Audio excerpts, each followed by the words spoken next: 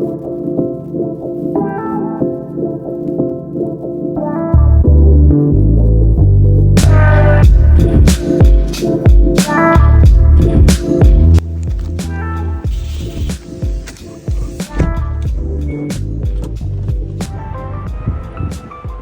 वालेकुम भाई। अभी आप देख सकते हैं कि बालों की हालत जो है बड़ी ही बेहतरीन हो रही है, फुल लग रहा है। अभी स्टाइल करवा के आया हूँ। अभी जो है थेरेपी से फारिग हुआ हूँ। थेरेपी के अंदर कुछ ऐसे पॉइंट्स थे जो आज डिस्कस हुए which I think can be more generalized. उसको थोड़ा जनरल स्केल पे भी देखा जा सकता है। तो वो कुछ बातें मैंने आपसे घर जाके शेयर करनी है। तो अभी चलते हैं घर जाके, बल्कि दाल चावल भी खाने हैं। दाल चावल तो भूल ही गया। अच्छा जी, तो टाइम फॉर सम ज़रूरी बातें। ज़रूरी बात नंबर 1, ये ग्लास आपको दिख रहा होगा, ये इसलिए यहाँ पे पड़ा हुआ है, वैसे ही नीचे होता है, लेकिन अभी ये मेरे हाथ में इसलिए क्योंकि मैं अभी ट्राइपॉड को ज़रा सेट कर रहा था। ये वाला नया ट्राइपॉड है। पिछली वीडियो के अंदर जो बैरिया टाउन वाली थी उसके अंदर पुराना वाला ट्राइपॉड टूट गया। बास्केटबॉल लगी डायरेक्ट ऐसे आके 2 टुकड़े। मैं सोच रहा था इस ट्राइपॉड को असेंबल करते हुए उसकी वीडियो बना लूँ, लेकिन मसला ये है उस चीज़ के अंदर कि ट्राइपॉड को असेंबल करते हुए वीडियो बनाने के लिए ट्राइपॉड चाहिए, कुछ फ़ोन कहाँ टिकाऊंगा।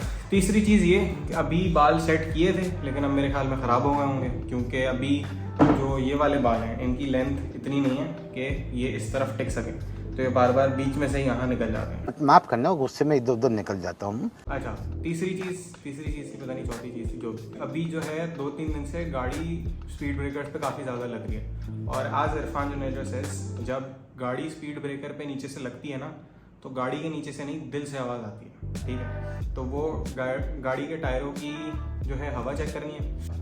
5वीं चीज़ या पता नहीं चौथी चीज़ या 6ठी चीज़, लॉस का भूल गए होंगे, टेंशन बहुत है ना। दोपहर के खाने के प्लान के अंदर थोड़ा सा चेंज है। वो ये है कि बेसिकली पहले मैंने बताया था कि दाल चावल खाएंगे, फिर मुझे याद आया कि दाल चावल कल रात में खाए थे, अभी दाल पराठा खाएंगे। ठीक है, नहीं, दाल पराठा भी नहीं खाएंगे, दाल पराठा रात में खाएंगे।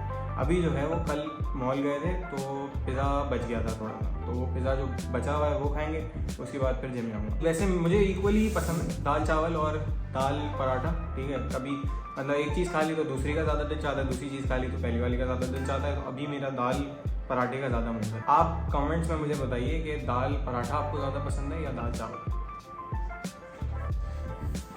ये जो है हमारा नया ट्राइपॉड है। ठीक है, और ये पुराने डंबल हैं 8 किलो वाले, या मैं यूज़ नहीं करता है, अभी कभी मूड होता है पम्प करने का तो यूज़ कर लेता। खैर, बैक टू द पॉइंट। इसे वाले ट्राइपॉड के ऊपर रिंग लाइट लगी हुई थी यहाँ पर। ठीक है, वो मैं वैसे भी यूज़ नहीं करता था, लेकिन टिकटॉकर वाला लुक आता था। ठीक है, तो अब ये ट्राइपॉड जो है उससे थोड़ा सा महंगा पड़ा है, क्वालिटी सिमिलर है। ठीक है, काफ़ी सिमिलर क्वालिटी है, उसमें शायद इस तरीके के क्लैम्प्स नहीं थे, बट खैर इसमें रिंग लाइट नहीं लगी हुई, which is a very good thing. ठीक है, तो आई प्रेफर दिस।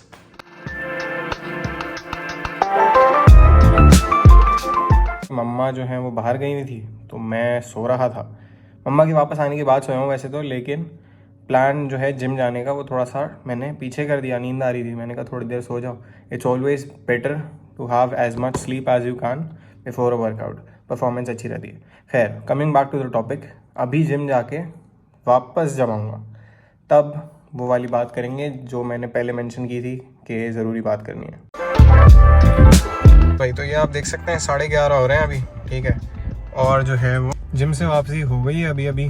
ठीक है, अभी गाड़ी में बैठा हूँ, और ये जो है ये नाक पे मेकअप नहीं है ये दाना निकल रहा है, अभी निकला नहीं है। 2 दिन से बस ये टीज़ कर रहा है कि मैं निकलूँगा, लेकिन कब निकलेगा ये नहीं पता। खैर, तो अभी नहाऊँगा, खाना खाऊँगा, तब तक लाइट अभी चली जाएगी। लाइट जब वापस आएगी उसके बाद बात होगी। आई नो बहुत लंबी हो रही है, लेकिन जस्ट बेयर विद मी। लंबी मेरे लिए हो रही है, ठीक है, अभी तो कट हो जाएगा 2 घंटे बाद डायरेक्ट मुलाकात होगी, टेंशन की क्या बात है।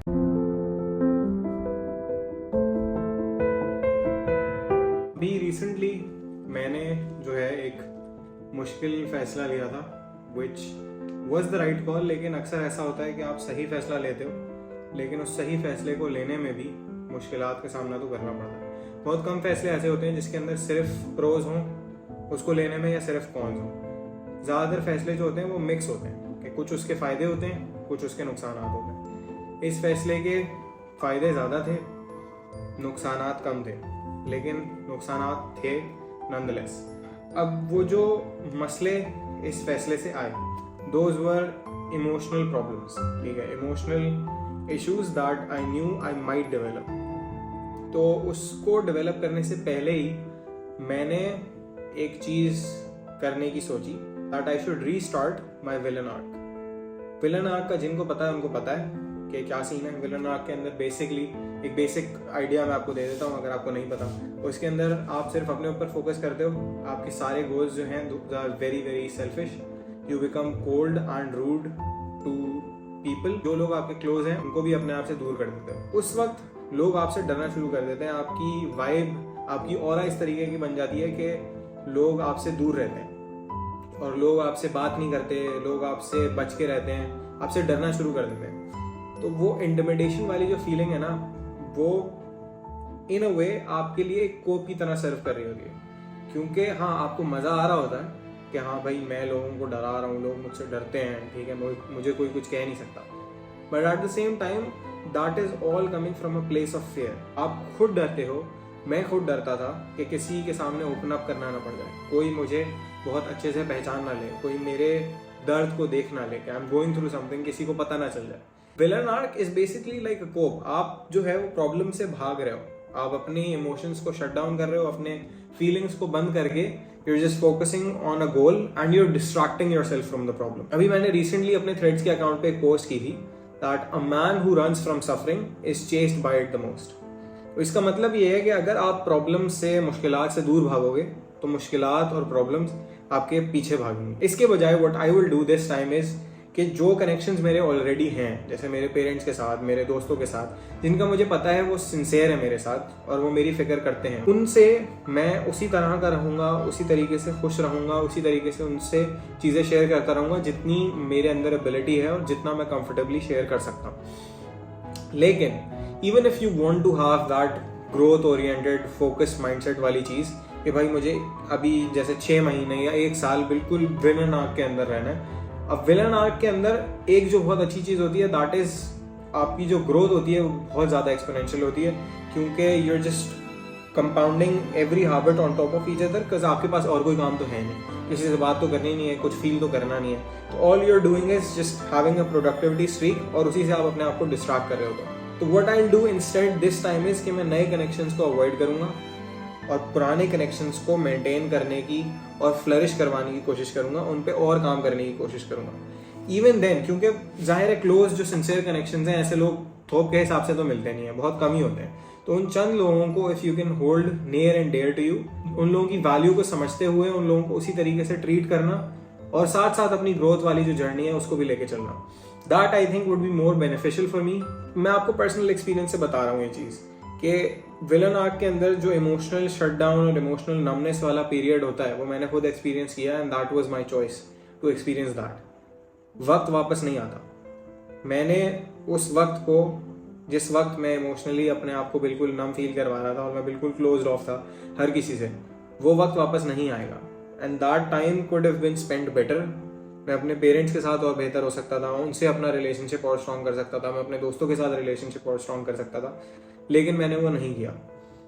तो maybe learn from my mistakes, और इस दफ़ा मैं विलन आर्क नहीं, maybe I can call this a redemption arc, मैं वो शुरू करने जा रहा हूँ जिसके अंदर मैं अपनी इमोशनल नीड्स को निगलेक्ट नहीं करूँगा। देखो, let's be honest, mental health जो है एक ऑलरेडी ऐसा टॉपिक है जिसके ऊपर लोगों की अवेयरनेस नहीं है एंड गाइज उनके लिए तो बिल्कुल भी नहीं है, ठीक है। Honestly speaking, no one cares about your mental health, no one cares about my mental health. People do, ऐसी बात नहीं है कि बिल्कुल ही कोई फर्क नहीं पड़ता, लेकिन अक्सर लोगों को समझ नहीं आती कि इस चीज़, ये हेल्थ किस तरीके से, इस हेल्थ को अच्छा किस तरीके से रखना है, ये ख़राब कब होती है, इसके ख़राब होने के बाद क्या इफेक्ट्स आते हैं आपकी बाकी लाइफ पे, लोगों को ये बात समझ नहीं आती। तो अब अगर किसी को भी इस चीज़ की अंडरस्टैंडिंग नहीं है और ये हमारी नीड है और मैं आपको बता रहा हूँ कि ये हमारी नीड है, तो फिर आप करोगे क्या?